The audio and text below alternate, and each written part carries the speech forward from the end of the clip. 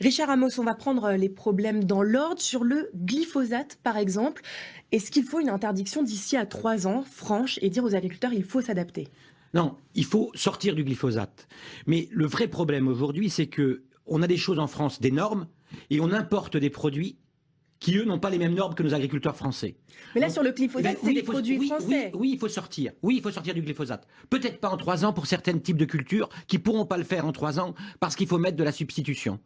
Aujourd'hui, tout le monde est d'accord pour dire, même les fédérations agricoles sont d'accord pour dire. Oui, mais elles repoussent ce délai. Mais Elles disent pas d'ici il faut- 3 ans, d'ici 5 5 ans, ans. peut-être plus. Non, il faut arrêter le glyphosate et il faut dire à une date certaine, il faut arrêter le glyphosate. Parce que si on ne met pas de date certaine, on n'en sort jamais. Par contre, ce qui ne va pas, ce qui va pas, c'est qu'on remet un boulet d'exploitation à nos agriculteurs. C'est-à-dire que eux, au lieu de mettre du glyphosate, qui était un désherbant, ils vont mettre des choses mécaniques qui vont coûter plus cher sur leur exploitation, et on va importer des produits auxquels les étrangers, les agriculteurs étrangers auront le droit de lui mettre du glyphosate. Alors, C'est ça qui va pas. on va parler justement, vous parlez du traité Mercosur. Juste, je reviens à une question sur le glyphosate parce que les gens, alors effectivement, il y a différentes études qui disent c'est peut-être très dangereux, peut-être dangereux, mais les gens aujourd'hui, les consommateurs se disent mais moi je veux pas consommer de produits avec des produits phytosanitaires comme ça qui peuvent être dangereux. Mais Il y a une inquiétude des consommateurs. aujourd'hui, le consommateur, c'est simple. Il va vouloir avoir, comme on l'a dit aux États généraux de l'alimentation, des produits qui sont sains et abordables en prix. C'est ça qu'il faut tenir. Et aujourd'hui, le glyphosate permet de temps en temps d'avoir des prix bas. Il faut sortir du glyphosate. Il y a pas photo, il faut sortir du glyphosate. Mais c'est comment on en sort. Il faut donner une date certaine. Moi, j'étais favorable aux 5 ans.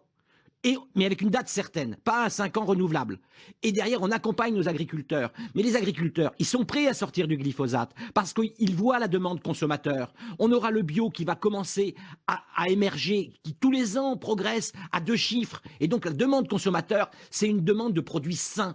Mais le problème pour les agriculteurs, c'est pas de sortir du glyphosate, c'est comment économiquement on arrive à gagner plus de 350 € par mois. Parce que aujourd'hui, avec le glyphosate qui permet d'avoir des comptes de résultats pas trop mauvais, parce que c'est plus simple à utiliser, on a la moitié des agriculteurs qui gagnent que 350 € par mois. Et qui dénonce, vous en avez parlé un petit peu, ce fameux traité Mercosur qui prévoit l'importation de viande bovine avec des critères beaucoup moins importants qu'en France, des critères de sélection, de vérification.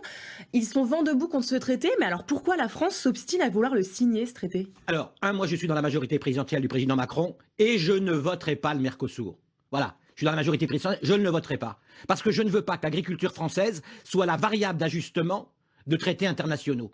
Le Mercosur, c'est un vrai danger. C'est un vrai danger. Comme le CETA, d'ailleurs, qu'on n'a pas encore ratifié. Quand on nous dit que ça représente, par exemple, sur la viande bovine, que 5% du marché. Au Canada, par exemple, ils mangent du bœuf haché. Ils vont nous renvoyer les beaux morceaux, les côtes de bœuf, sur lesquels nos agriculteurs arrivent à faire de la marge. Et donc, ça va représenter près de 20%, 17% du marché.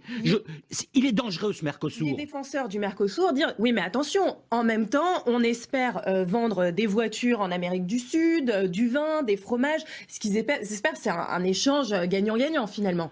Oui, mais moi je veux savoir de quoi on parle. Aujourd'hui, vous avez des produits Emmanuel Macron a dit qu'il n'y aura pas de bœuf aux hormones en France. Des paroles et des actes. Moi je dis des paroles et des actes. Les agriculteurs au salon d'agriculture, ils ont dit à Emmanuel Macron, comme au discours de Rungis du président de la République, qui était un discours exceptionnel. Les états généraux, ça s'est jamais fait aujourd'hui en France sur ce qu'on a fait. Maintenant, on a les paroles du président qui a donné un cadrage. Les agriculteurs, vous savez, sont des gens très pragmatiques. Ils veulent croire au président de la République, et parce que pour la première fois depuis 40 ans en France, ils croient en ce président de la République, on n'a pas le droit de les décevoir. Sinon, il va y avoir le feu dans les campagnes.